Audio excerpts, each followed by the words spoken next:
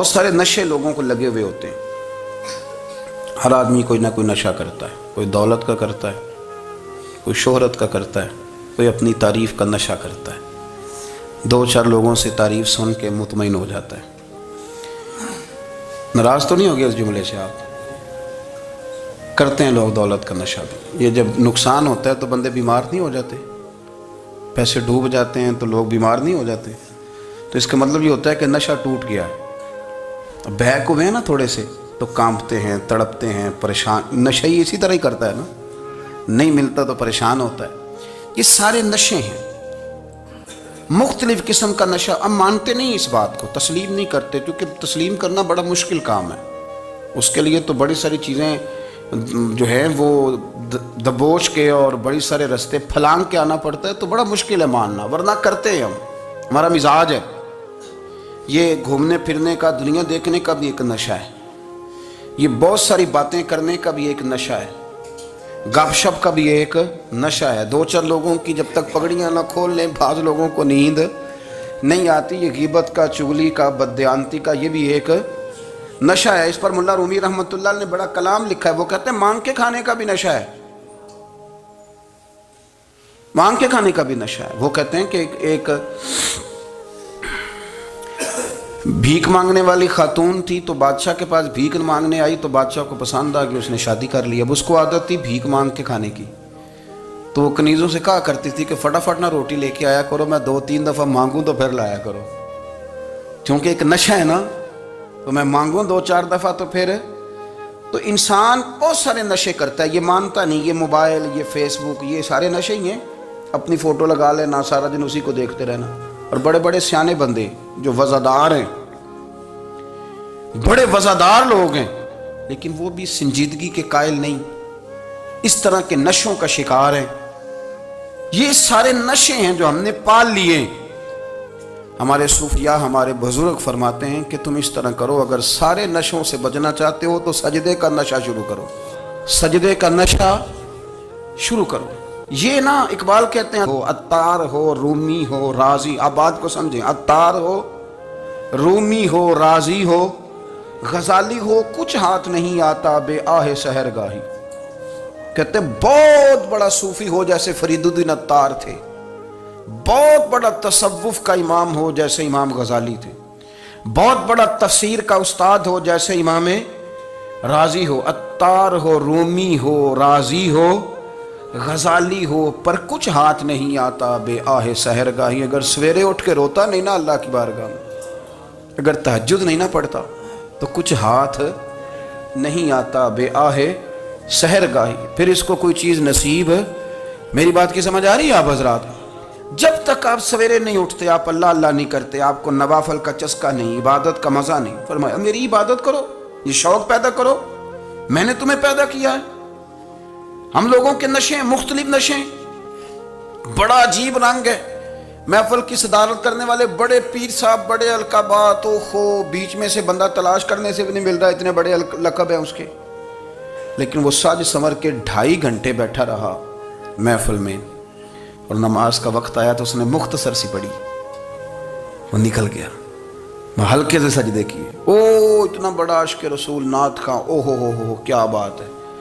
اور عشق رسول کا بہت بڑا پیغامبر, بہت بڑا مبلغ, اور بیچارہ سمجھ ہی نہیں سکا کہ اللہ کے رسول نے فرمایا تو نماز پڑھ, میری آنکھیں ٹھنڈی ہو جائیں گی.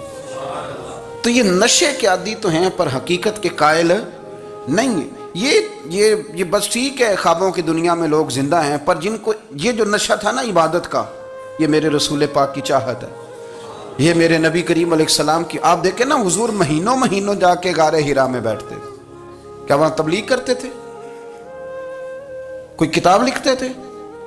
رسول کریم علیہ السلام مہینہ رہتے غار حرا میں. کوئی نہ مجھے دیکھے, کوئی نہ مجھے ملے. حضور یہاں کیا ہے؟ فرمایا میں اپنے رب کی عبادت کروں گا. نبی کریم علیہ السلام نے سجدوں کے ساتھ پتھروں اور پہاڑوں کو آباد کر دیا, سجدوں کے ساتھ. آپ کا سجدہ آپ کو بہت ساری چیزوں سے چھڑا لیتا ہے, یہ بہت ساری جگہوں سے جھکنے سے بچا لیتا ہے. صوفیاء, اولیاء یہ کیا کرتے تھے؟ یہ سجدے کا ذوق ہی تو پیدا کرتے تھے. سجدے کا ذوق. شاہ عبدالعزیز دباغ رحمۃ اللہ تعالی علیہ اپنے مریدوں سے فرمایا کرتے تھے کہ اگر تم پکے نمازی بن جاؤ نا، تہجد گزار ہو جاؤ، تو میرے پاس آنا جانا چھوڑ دینا۔ عرض کی حضور کیوں؟ فرمایا میں تمہارے اور رب رسول کے راستے میں رکاوٹ نہیں بننا چاہتا، اور میرا مقصود ہے تمہیں وہاں تک پہنچانا۔ جب پہنچ گئے تو پھر میری ضرورت ختم ہو گئی۔ ہاں کبھی وسوس آئے، شک پیدا ہو، تکلیف ہو تو آنا، ورنہ میں نہیں چاہتا کہ میں رکاوٹ بنا رہوں۔ تم اللہ اللہ کرو، اس مالک کو راضی کرو۔ میرے رسول پاک علیہ وسلم نے فرمایا بندہ اللہ کے سب سے قریب اس وقت ہوتا ہے جب وہ سجدے کی حالت میں ہوتا ہے۔ کس کے قریب ہوتا ہے؟ اللہ کے سب سے قریب ہوتا ہے۔ وہ بڑا نیڑے ہے رب کے، بڑا قریب ہے، اس لیے کہ وہ حالت سجدہ میں، وہ جب سجدے کرتا ہے نا، اس کی بارگاہ میں جب جھک جاتا ہے۔ آپ ذرا سجدے کی کیفیت دیکھیں نا، زبان بھی یہاں ہے، آنکھ بھی یہاں ہے، کان بھی، عقل بھی ساری، اس نے سارا کچھ رکھ دیا سجدے میں۔ آپ وہ کبھی پیچھے جائیں تو دیہاتوں میں کہا جاتا تھا ناک سے نکیریں نکالو، بہت بڑی سزا ہوتی تھی نا، ناک سے نکیریں نکالو، بڑی سزا ہوتی تھی۔ تو اس نے کہا مالک مجھے کسی نے کہا نہیں، پر دیکھنا میں نے رکھ دی ساری عقل سجدے میں، اور رکھ کے کہا کیا؟ سبحان ربی یا اللہ، اللہ میں پست ہوں تو اعلیٰ ہے، اللہ تو میرا رب ہے اور تو سب سے اعلیٰ اتنا۔ اور فرمایا جب یہ اس کیفیت میں ہوتا ہے تو پھر یہ اپنے رب کے قریب ہوتا ہے۔ کثرت عبادت، نوافل۔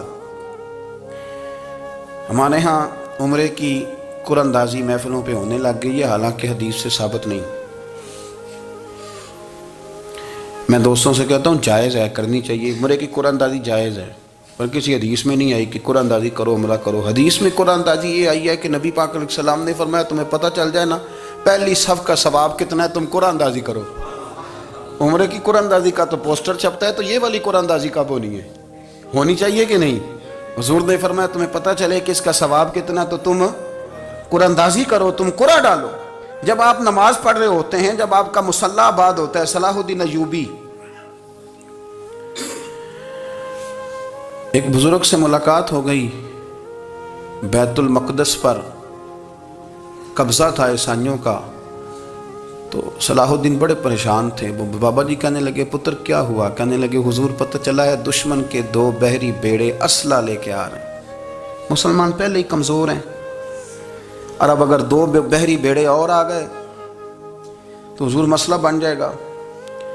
تو میں پریشان ہوں کہ کس طرح یہ کم مسئلے والی ہماری فوج ہے کیسے مقابلہ کرے گی۔ تو بابا جی کہنے لگے پتر اس طرح کرنا، آج رات تو بھی دعا کرنا اور میں بھی کروں گا، تو بھی دعا کرنا، آپ ناراض نہ ہونا، ہم تو پیروں والے ہیں، ہم تو پیروں کے نوکر غلام ہیں، ہمارا تو گزارا ہی نہیں، ہمیں تو ملتا ہے سارا کچھ وہاں سے۔ پر میرا سوال یہ ہے کہ تعویذ لینے جاتے ہو نفل کیوں نہیں پڑھتے؟ رات اللہ اللہ کیوں نہیں کرتے؟ یہ بھی تو ہمارے بزرگوں کا ہی طریقہ ہے، انہوں نے تو ہمیں سکھایا ہے۔ صلاح الدین ایوبی سے بزرگوں نے کہا کہ رات آج نا اللہ اللہ کرنا، تو میں تیرے لیے دعا کروں گا، تو بھی دعا کرنا۔ تو بندہ جب دکھی ہوتا ہے تو سجدہ کرتا ہے، تو پھر ہی تو مصلی بھیگ جاتا ہے، پھر ہی تو مزہ آتا ہے۔ سکھی بندہ تو کعبے جا کے نہیں روتا، دکھی تھے، تکلیف تھی، تو سر رکھا سجدے میں تو تڑپ گئے۔ اور وہ بابا جی کہتے ہیں میں مسجد آیا تو صلاح الدین چیخے مار کے رو رہا تھا اور کہہ رہا تھا مالک میں کوئی اپنی شان کے لیے تو نہیں نہ لڑ رہا، اللہ کو میں کوئی قبضوں کے لیے تو نہیں لڑ رہا، مالک تیرے لیے لڑ رہا ہوں، مجھے بے آبرو نہ کرنا، میری مدد فرمانا۔ کہتے ہیں میں آیا تھا کہ مسجد میں دعا کروں گا، پر صلاح الدین ایوبی کو روتے دیکھا تو میں لوٹ گیا۔ تو سویرے صلاح الدین ملے تو بڑے خوش تھے۔ میں نے کہا پتر کیا ہوا؟ کہنے لگے حضور وہ بحری بیڑے 2 آ رہے تھے نا اسلحہ لے کے، دونوں ڈوب گئے پانی میں ڈوب گئے۔ تو بابا جی کہنے لگے صلاح الدین وہ پانی میں نہیں ڈوبے، وہ تیرے آنسوؤں میں ڈوب گئے، وہ غرق ہو گئے، وہ جو تو نے مصلی بات کیا تو وہ تیرے آنسوؤں میں ڈوب گئے، وہ غرق ہو گئے، وہ تباہ، اتنے قیمتی تھے تیرے آنسو کے بہا لے گئے دشمن کے بحری بیڑوں کو۔ میرے بھائی ٹھیک ہو گیا جی، میرے عزیز سمجھ لیں اس بات کو ہمیشہ کے لیے، اور اس پر غور کرنے اچھے طریقے سے کہ میرے رسول کریم سید عالم صلی اللہ علیہ وسلم نے نا ہماری توجہ دلائی، حضور نے ہمیں بتلایا، ہمارا ذوق بڑھایا عبادت کی طرف۔ ایک صحابی تھے حضرت ابو فاطمہ رضی اللہ تعالیٰ عنہ، یہ ترمذی شریف کی حدیث ہے۔ نبی پاک علیہ السلام نے فرمایا ابو فاطمہ قیامت کے دن مجھ سے جلدی ملنا چاہتے ہو کہ دیر کے ساتھ؟ تو کہنے لگے حضور کون ہوگا جو دیر سے ملنا چاہے گا؟ ہم نے تو جان دے دی وعدہ دیدار پر۔ اعلیٰ حضرت فرماتے ہیں جان دے دی وعدہ اور نقد اپنا دام ہو ہی جائے گا۔ مجھے لگتا ہے کہ یہ سودا نقد و نقد ہو جانا ہے، چونکہ ہم نے جان دے دی وعدہ دیدار پر۔ آپ نے وعدہ کیا تھا کہ مریں گے تو پھر زیارت ہوگی، تو مر گئے ہم زیارت کی خاطر۔ جان دے دی وعدہ دیدار پر تو نقد اپنا دام ہو ہی جائے گا۔ اے رضا ہر کام کا ایک وقت ہے، دل کو بھی آرام ہو ہی جائے گا۔ تو حضرت ابو فاطمہ رضی اللہ تعالیٰ عنہ سے نبی پاک صلی اللہ علیہ وسلم نے فرمایا جلدی ملنا چاہتے ہو کہ دیر سے؟ عرض کی حضور فٹافٹ ملنا ہے، میں نے قیامت کے دن آپ سے جلدی ملنا ہے۔ تو نبی پاک علیہ السلام نے فرمایا پھر اس طرح کرنا، دنیا میں رہ کے سجدے زیادہ کرنا، پھر سجدے زیادہ کرنا، قیامت میں ملاقات جلدی ہو جائے گی، قرب ملے گا تمہیں۔ اپنے بچوں کے اندر دیکھیں نا، ہم شوق پیدا کرتے ہیں، ہمیں صحیح لفظ نہیں بولنے آتے پر ہم بچوں میں شوق پیدا کرتے ہیں کہ پتر ڈاکٹر بن جائے گا تو بڑا نفع کرے گا، تو لوگوں کی خدمت کرے گا، ملک و ملت کی خدمت کرے گا، تیرے ابا کا نام روشن ہوگا، تیرے دادا کی تعریفیں ہوں گی۔ ہم یہ ذوق پیدا کرتے ہیں۔ ہم اپنے نوجوانوں کے اندر یہ فکر پیدا کرتے ہیں، انہیں ہم سمجھاتے ہیں کہ میاں جب تم پڑھو گے، محنت کرو گے تو فلاں آدمی کی طرح تمہارا نام ہوگا۔ یہ جتنا ذوق ہم بچوں کے اندر ان چیزوں کا پیدا کرتے، ہمیں حکم ہے کسی طرح ہم ذوق پیدا کریں کہ پتر نماز پڑھے گا تو اللہ راضی ہو جائے گا، تو سجدہ کرے گا۔ دیکھیں نا میرے رسول کریم علیہ السلام نے فرمایا 7 سال کے بچے کو مسجد لے کے جاؤ، یعنی اسے شوق دلاؤ، اس کے اندر یہ خاصیت پیدا کرو کہ اس کا دل کرے مسجد میں جانے کا، اس کے اندر یہ خصوصیات لاؤ کہ وہ ہمارے ہاں نا ہر چیز کو پروموٹ کیا جا رہا ہے، ہر چیز کو، یعنی سر سنگیت سکھانے کے لیے اکیڈمیاں بن گئی ہیں، ہر شے پروموٹ ہو رہی ہے، عبادت کا جذبہ کم ہوتا جا رہا ہے، اللہ کا ذوق ہمارے اندر نہیں رہا۔ اور اتنا مشکل ہم نے اپنے لیے بنا لیا ہے کہ وہ بندہ جو بڑی زبردست مذہبی گفتگو کر رہا تھا اور تگڑی بات کر رہا تھا، کیا بات ہے، لیکن نماز کے بارے میں کمزوری دکھا جاتا ہے، نوافل کے بارے میں وہ چپکے سے نکل جاتا ہے،